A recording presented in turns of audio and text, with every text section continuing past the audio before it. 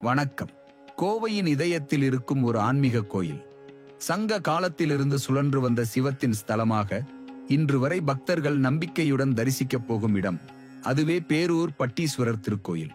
இந்த புனித ஸ்தலத்தில் நடக்கும் அதிசயங்களைப் பற்றி உங்களுக்காக இந்த வீடியோ. நடராஜரின் தாண்டவம். இந்த ஆலயத்தின் நடராஜர் ஒவ்வொரு வருடமும் சில விசேஷ தினங்களில் சிறப்பு அலங்காரத்தில் பக்தர்களுக்கு உலா வருகிறார். இந்த உலா வெறும் நிகழ்வு இல்லை, அது தெய்வீக நடனத்தின் பக்திபூர்வமான விளக்கம்.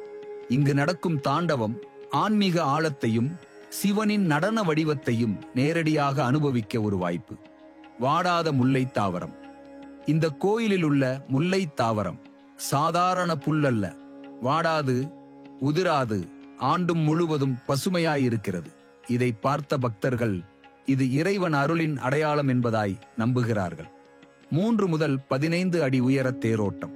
பேரூரின் தேரோட்டம் கண்களை கவரும் ரத அலங்காரம். உயரத்தில் 15 அடி. பக்தர்களால் இழுக்கப்படும் தேரின் சக்தியும் அந்த நேரத்தில் ஏற்படும் ஆன்மீக அதிர்வும் சொல்லி முடிக்க முடியாது. இந்த தேரோட்டம் பேரூரின் பெருமையை உலகிற்கு எடுத்துச் செல்லும் விசேஷ நிகழ்வு. காமதேனு கருடன் சிற்ப அதிசயம். இந்த கோயிலின் சிற்பங்களில் ஒரு மர்மம் உள்ளது. ஒரே சிலை, ஒரு பக்கம் பார்த்தால் காமதேனு, மறுபக்கம் பார்த்தால் கருடன்.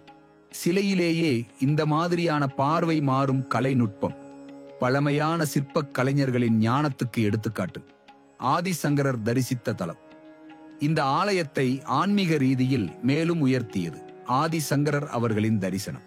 இந்த புனித ஸ்தலத்தில் அவர் வழிபட்டதாக பல புராணங்கள் குறிப்பிடுகின்றன. இதனால் பேரூர் ஒரு தரிசிக்க வேண்டிய தெய்வீக ஸ்தலமாக மாறியுள்ளது.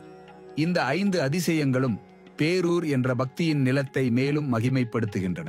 இந்த வீடியோ உங்களுக்கு பிடித்திருந்தால் லைக் பண்ணுங்க, ஷேர் பண்ணுங்க.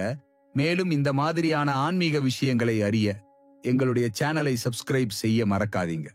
இறைவன் எல்லோருக்கும் நன்மை செய்யட்டும். ஓம் நம சிவாய்.